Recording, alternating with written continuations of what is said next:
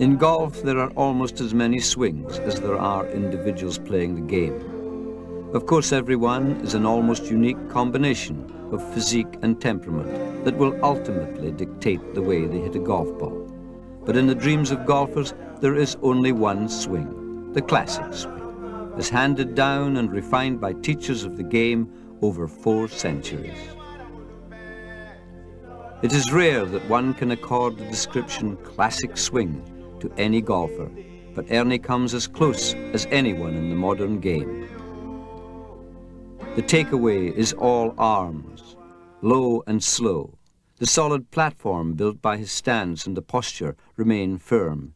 60% of his weight on the right leg, yet his left heel remains on the turf. The advantage of youth. His head remains still. Ernie, one of the very few who can swing the club back with a left arm that remains ramrod straight. Yet he allows the wrist to cock naturally. From here, it is all shoulders. Nothing else changes as he simply turns away from the target. At the top of the backswing, this aerial view shows perfectly how his shoulders have turned through 90 degrees, his hips through 45 degrees. Note how his head has remained still, his eye on the ball, his mind concentrating on the trajectory and the shape of the shot he wishes to produce. From here, he can now allow the club to return naturally to the position it started from, knowing that if he does that, he will hit the ball perfectly. He has swung the club on a plane of about 35 degrees from vertical. Much is written and spoken about swing plane, but it may be difficult for many of us to know when we have achieved the correct swing plane. It is worth noting here that the angle of Ernie's swing plane is not actually the angle of the club shaft at his set-up position. It is actually the angle of the club shaft at the point of impact with the ball. The relaxed position of the arms and the dropping of his hands in the set-up position is essential to help him generate arm and wrist action in the swing, and hence gain distance. Let's just look at the top of Ernie's swing.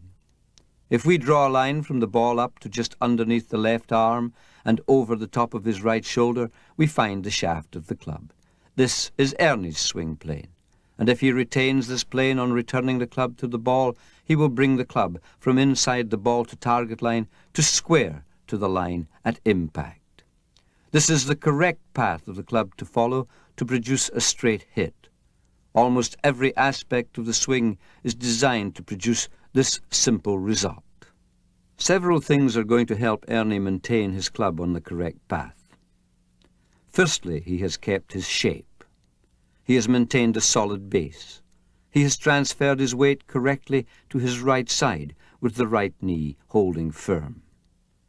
Secondly, he will not throw the club at the ball from the top of the backswing. As Ernie says, the acceleration only starts about halfway down. Thirdly, Ernie effects a smooth transfer of weight from his right to his left side.